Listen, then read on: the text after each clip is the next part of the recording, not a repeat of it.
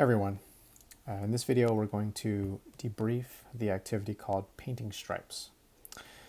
Okay, so obviously I'm not there with you to debrief, and so I don't have your actual responses, so I just kind of made up responses that I thought a typical person would come up with. All right, so for question one, if Keisha wanted to make sure that her stripes are straight, she could use a level, or maybe a yardstick or painter's tape. Right, these are the typical tools that people use when they're painting. Okay. All right, question two. So we have an image of 4 stripes. We want to know which ones are parallel. So if we number the stripes 1 through 4, 1, 2, 3, and 4, it would be the first and the third stripe. The way you can tell is that they pretty much remain the same distance apart. So if you look at how far apart the left endpoints are and compare that to the right endpoints, it's about the same. When you do that comparison for any other 2 pairs of lines, you'll notice that either the left sides are further apart or the right sides are further apart. And so eventually those 2 lines would cross paths. Okay? But if 2 lines maintain the same distance, then they'll never cross paths. So we would define that as being parallel. Okay, question number 3. There was a enlarged image of the stripes with a painting roller laid across it. And then hopefully you had a chance to grab the protractors out of the drawer and measure all 16 angles. Now, I don't think that we're all going to agree on these measurements because again, when you're measuring an angle, the difference between 112 and 113 is kind of hard to tell with the human eye. But hopefully we got values that are all similar to what I have here. Okay, so what you'll notice is that generally speaking, any 2 angles that are across from each other are going to be congruent. All right, and this goes back to a term we talked about in the first unit called vertical angles. Okay, so here's a pair of vertical angles. Here's another pair of vertical angles. They're all over the place. Okay. Also, you might notice that any 2 angles that are next to each other should sum to 180. Okay, and that is because they create a straight angle, which is by definition 180 degrees. Okay, we call them linear pairs. So here's another linear pair. Here's another linear pair. Again, these linear pairs are all over the place. All right, so because of all the vertical angles and linear pairs, you technically don't have to measure all 16 angles. At a minimum, you have to measure 4 angles. You have to measure at least 1 angle at every intersection. Okay. So for instance, if we just look at this intersection, if I measure this angle, I can figure out the other 3 just by using vertical angles and linear pairs. If I look at the next intersection, if I measure this angle, I can figure out the other 3, again, using properties of vertical angles and linear pairs. So if I just measure 1 angle from every intersection, we can figure out all the other ones.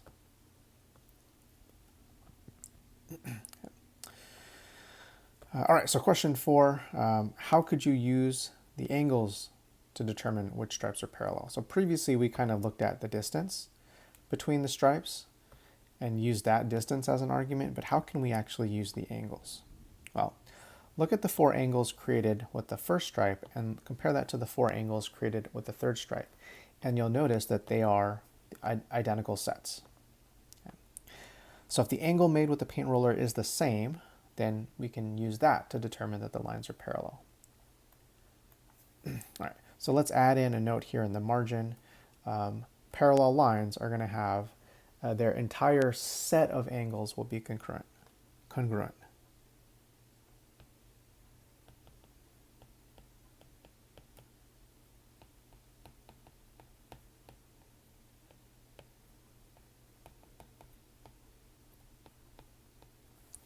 Now, I'm abbreviating here just because I'd rather write the symbol than the word, but that says the entire set of 4 angles will be congruent.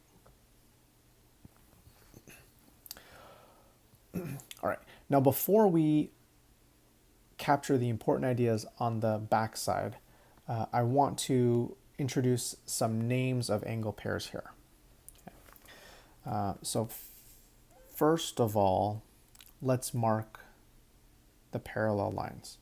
So it was the first and the third lines that are parallel. So the symbol for parallel is kind of looks like a greater than sign. It's just an arrow, really.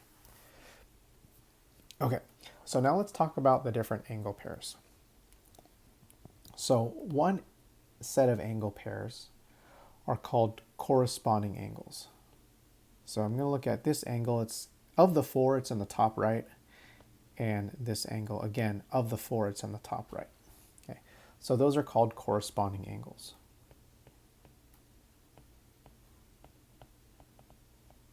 Okay, we're going to color code this.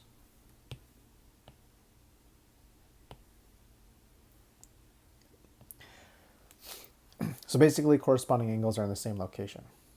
All right, let's look at another one called alternate exterior angles. Okay, so if I compare this angle to this angle, okay, so notice that they are on opposite sides of the paint roller, and in terms of the parallel lines, they're both outside of the parallel lines.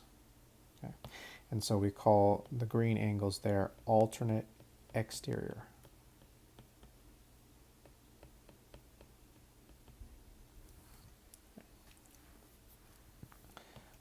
A third angle pair is going to be the alternate interior angles.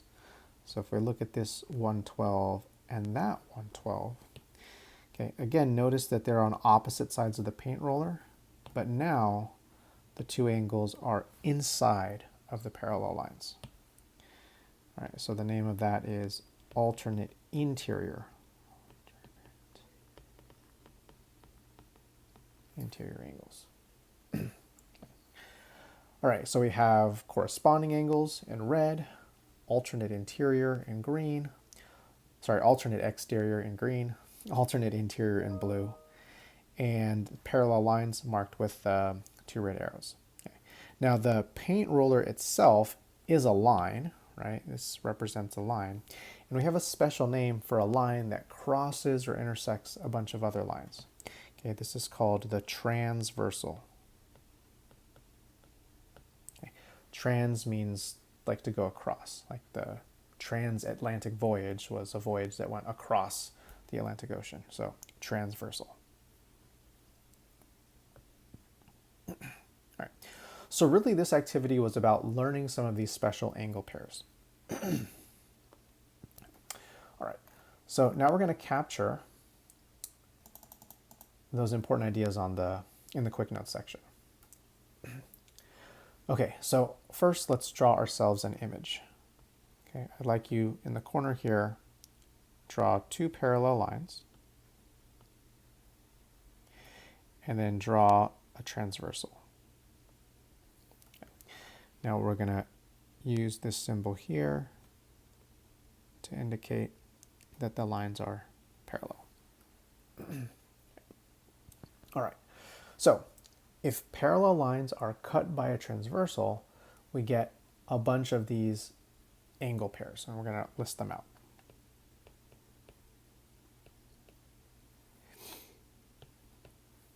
Okay. If parallel lines are cut by a transversal,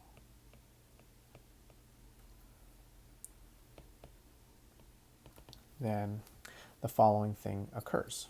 Okay. Number one, we get corresponding angles.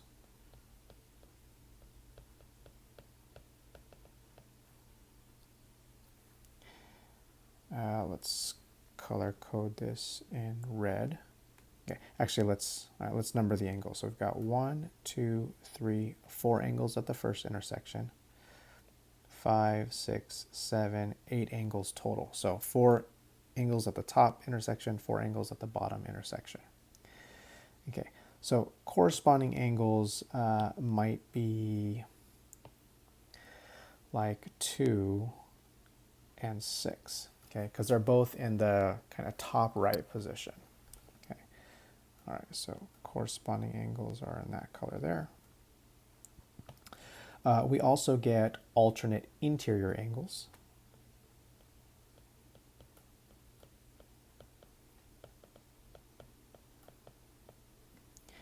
All right, let's color these ones yellow. Okay, so alternate, so on opposite sides of the transversal. Probably should have labeled that transversal. Okay, and then inside of the parallel lines. Okay, so the two yellow angles are an example of alternate interior. All right, we also get alternate exterior angles. All right, let's color these ones orange. Okay, so like 1 and 8 would be alternate exterior. Okay. Now, something about each of those different pairs, you'll notice the two angles in blue, if we measure them with a protractor, they'd be the same measurement. The two yellow angles, those would have the same measurement, and the two orange angles, those would have the same measurement. So these angle pairs corresponding, alternate interior, alternate exterior, are congruent.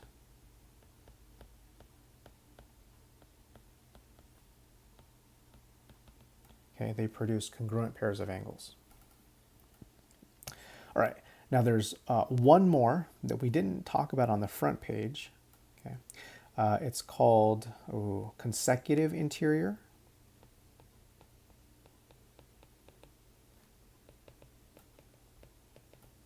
Okay. Or it sometimes is just called same side interior. All right, and I'm going to color these ones in. Let's do pink. Pink. It's pinkish. All right, so like angle 3 and angle 5, that's more like purple.